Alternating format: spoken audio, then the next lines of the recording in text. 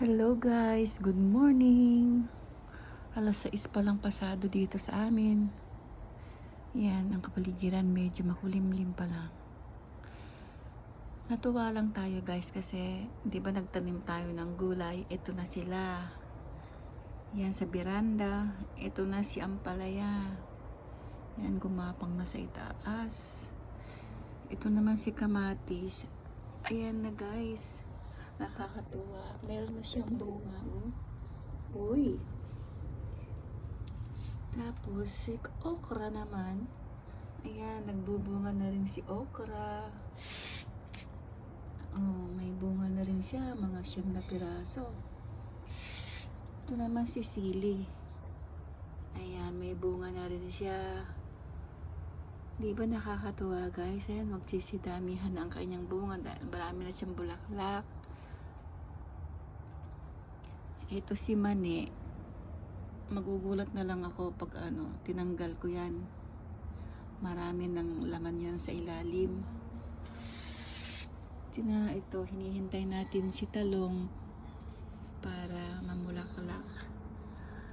Yan, medyo, ayan, may ano na rin siya sa dulo. Tapos, itong si saluyot, yan, pwede na natin siyang talbusan. Tinatalbusan ko siya para lumaki. Ayan guys, ang ating patatas. As yung mga sibuyas na laso na, nakadapa na siya. Sa ilalim siguro, kulang sa dilig.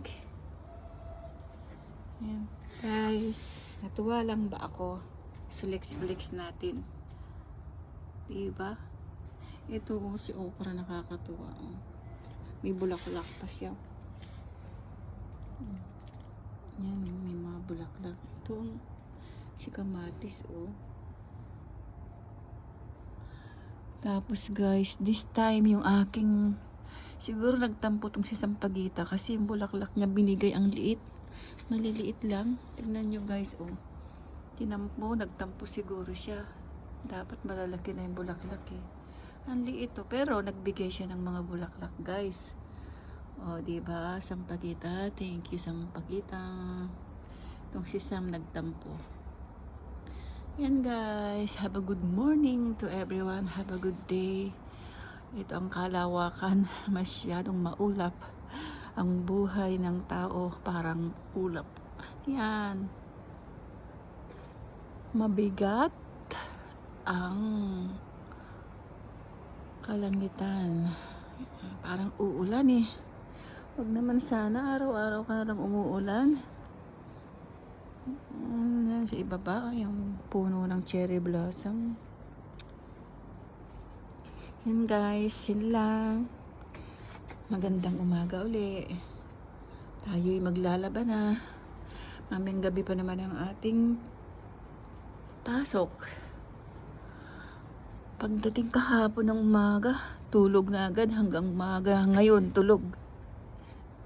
Tatalbusan natin yan mamaya. Dahon ng ampalaya para may lagay sa munggo uli. Yan guys, thank you for watching.